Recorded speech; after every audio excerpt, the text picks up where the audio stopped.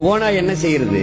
காட்டுக்குள்ள இருந்து அப்படியே வெளியில வந்து வீதிகளில், வீடுகள், சிற்றூர் கிராம பகுதிகளுக்கு வந்து கோழியை பிடித்து தின்னுவது. தினம் கோழி எப்படி தின்னுட்டு போயிருதே அப்படின்னு நினைச்சு அந்த கிராமத்து மக்கள் ஒரு கத்தியை, கூர்மையான கத்தியை ஒரு இதில கட்டி அப்படி வைத்து அதில் கோழி ரத்தத்தை தடவி விட்டுறார். இந்த ரத்த வாடைக்கு அந்த ஓனாய் வந்து இந்த கத்தியை அப்படி நக்குது. அது நக்கும் போது நாக்கு அறுபட்டு ரத்தம் கொட்டுது. அப்ப ரத்தம் வர வர மேலும் மேலும் மேலும் மேலும் சுவைத்து சுவைத்து நக்குது. தன் ரத்தத்தையே தெரியாது சுவைச்சு சுவைச்சு அப்படியே சாப்பிட்டுட்டே இருக்கு. கடைசியா மொத்த ரத்தம் சிந்தி செத்து போகுது. அப்படிதான் என் மக்கள் இந்த ஓனாய் கத்தி மாதிரி இந்த இலவசத்துக்கு ஆசைப்பட்டு, அது உங்க ரத்தம் தான், அது உங்க காசுதான், 5000 ரூபாய் என்றால் 6800 கோடி இழக்கிறது அரசு. அரசு காசிலே ஒரு கட்சி தனக்கான வாக்கை உறுதி செய்கிறது. இது எவ்வளவு பெரிய கொடுமை, எவ்வளவு பெரிய கொடுமை.